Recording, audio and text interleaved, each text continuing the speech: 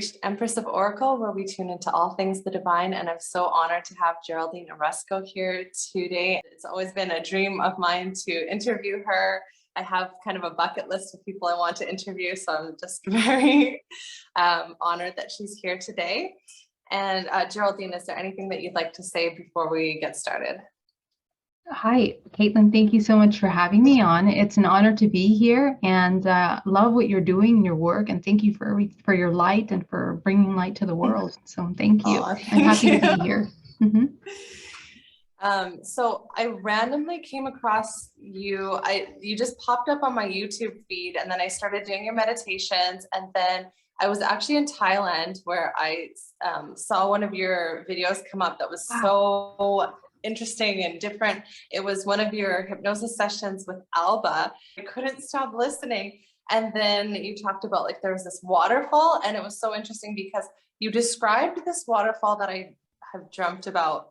It was such a vivid dream that like one of those dreams you'll never forget. And I was just like, how is she describing all of these things that I'm like dreaming about or like random past memories? And then another thing you talked about in that hypnosis session was the running of the gold light. So I am doing that. I take like every time before I eat or drink, I always take it and I like breathe in, breathe out. And I do like a visualization. I have like a sound, almost like a chimes, like a bell sound. And I picture it almost like a water shimmering. So that's something that I do since that hypnosis session. So for you, what was the most profound thing from those hypnosis sessions? And like, did you remember what it was? Like, did you remember after, as you're saying it, like when you woke up, did you remember what you said? Like, it's just so interesting. Thank you so much. Well, you know, I had been working, so just really briefly, let me give you a little backstory as to how I even ended up in that session. Since 2013, I had a very life-changing experience, and we can talk about that in a minute. But as a result of that experience, I began to really, actually, not a result of that experience. I had already been working before that to deprogram, like a lot of thought forms of suffering, limitation, programs, things that were making up this illusion of a personality. And when I started to dissolve those things, that's when I had that experience. And so I was on this journey already for a very long time to kind of understand who I was, what this world is about, what is the purpose of life, trying to understand those deeper concepts. And so at that time, it was a very incredible moment in my life where I had just sold my business.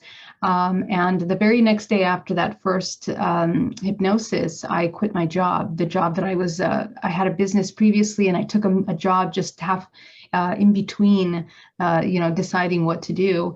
And I quit that job immediately, but my life changed completely as a result of that experience. And my search was to try to find truth, essentially. My questions were about trying to find the answers to these dire questions about what my experience was about and what the purpose of life is, and understanding all this deprogramming, what's at the root of that. If we go all the way back to Mesopotamia, if we go all the way back, tracing back all these experiences, cyclical traumas and experiences in history that we're holding in our bodies, what's at the root of that and what's the purpose of that? And that's where this regression took me, is to try to understand, the origins of that. And so the hypnotherapy, it began, of course, in this experience where I am with the waterfall, and the waterfall was in Iguazu, because I actually didn't know the name of that waterfall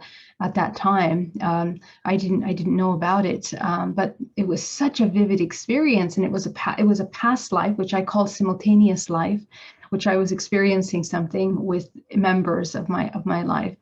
And so it was very meaningful, but it's actually a real place. And the funny thing is that I have many people that have this kind of same memory. So it seems to be some kind of very powerful vortex in which some collective souls go and they hang out at time and time again. And so it's very interesting that you had that dream.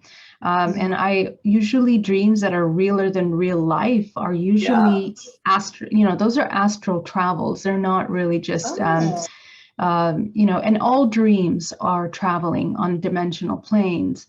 But when dreams are so vivid like that, you are either in a lucid state, but you're very much tuning in to some other dimensional plane in a heavier state rather than just this, non-physical.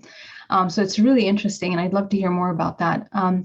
But yeah, so I did remember, everything. When I woke up, there were some parts that were so heavy with information because what I spoke in the hypnotherapy was only maybe a fourth of what I was actually seeing and experiencing, because it was so much information. I mean, I was shown this map, from the origin of life, taking a look at all of the history of our race and how it evolved through history, and the role that society played in spirituality and ascension and the concept of ourselves as a soul. So it was massive amounts of information.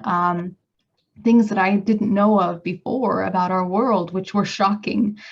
So as a result of that hypnotherapy, it took quite a moment to integrate them. And, it was quite incredible. It was impactful. It was an impactful moment. Yeah. Wow. So just to tell you a little bit about my dream. And then I also had a dream. So I dream about this, it's a very deep voice, and it looks like a tree, like the ones from the Lord of the Rings, like those giant trees, and they're like people, and they're like the size of the world. And he always says, I will now tell you the mystery of the universe. And then he gives me this star map, and it's an amber stone, and he breaks it in half. And I take the smaller half and I give him the bigger half, or I break it in half, and it has like all the different stars and everything. And then about that waterfall dream, I had this dream. I was in this black SUV with this man, and he was driving me, and he was trying to get me away from this thing, but we couldn't escape it. It was like this kind of creature thing. And then we were driving up this waterfall, and it was like this giant, like almost Jurassic World. And we went to the other side of the waterfall, met this woman with a baby, and then ran into that same like creature thing that was following us around. And then we're back in my room, and there's the same man, and he's sitting by my bed, and I'm awake, and I'm just talking to him. We're just like having a conversation, and he goes, oh, by the way, I don't want to alarm you. And this is like a recurring dream about this, where they say, I don't want to alarm you, but you've been gone for 4 months, or I don't want to alarm you, but you've been gone for a year. And it's so interesting. They're almost like trying to tell me, like, by the way, like, maybe you've been gone a day on your, but like in your terms of reality, you've actually been gone this long, because these dreams, they'll last for like, it'll feel like I've been gone for like months. It's just so wild. Wow, that's amazing. Well, there is a phenomena in that occurs where, people are really, really active. It's more than just phenomena. I mean, people are experiencing alternate realities, and oftentimes when they are taken into these dimensional planes, usually they're very active in doing. Some people call this the 20 and back program, where people literally have missing time for a short amount of time, but it's like years and years on other planets, and then they come back.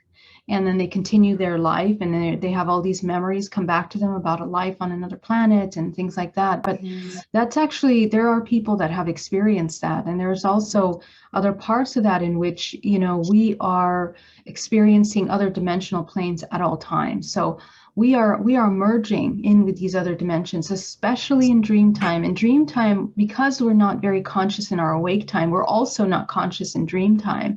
And so we end up kind of traveling, to all these different places, and we don't remember. The more we wake up, the more we become aware and present in the present moment in your conscious life, you can become conscious in those states as well. So you understand what you're doing, and it's really important to know what you're doing because, you can experience all kinds of things in these planes. Yeah, but that's amazing.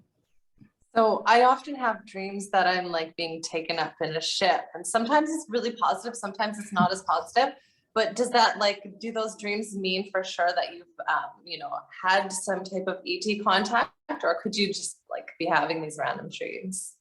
Well, I'll tell you something. I have a support group, and I've been working with people for 5, 6 years now, in which we are talking about, I mean, hundreds of people that share their experiences with me.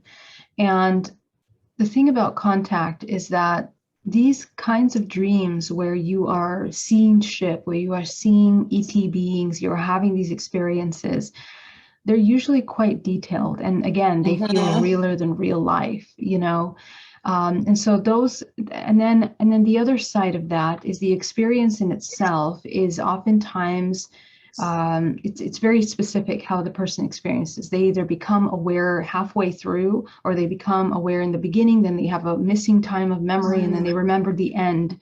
So those kinds of patterns of memory loss and experience and consciousness are very unique to this phenomena. And also the side effects of the experience. So, did you find that you had marks on your body? Did you feel sick or hit by a truck? Did you feel like you were hit by a truck? That's a very common thing, because you got to remember that when you're experiencing this, you're literally moving from one dimension to another. And Mm. the body has to adjust to that. So there's many little intricacies. And the more you talk about the experience in detail, the more you can really dive into that experience. But what I have seen in my experience is that when you have these kinds of dreams, those are actual experiences that you're experiencing. And I don't doubt them for 1 minute.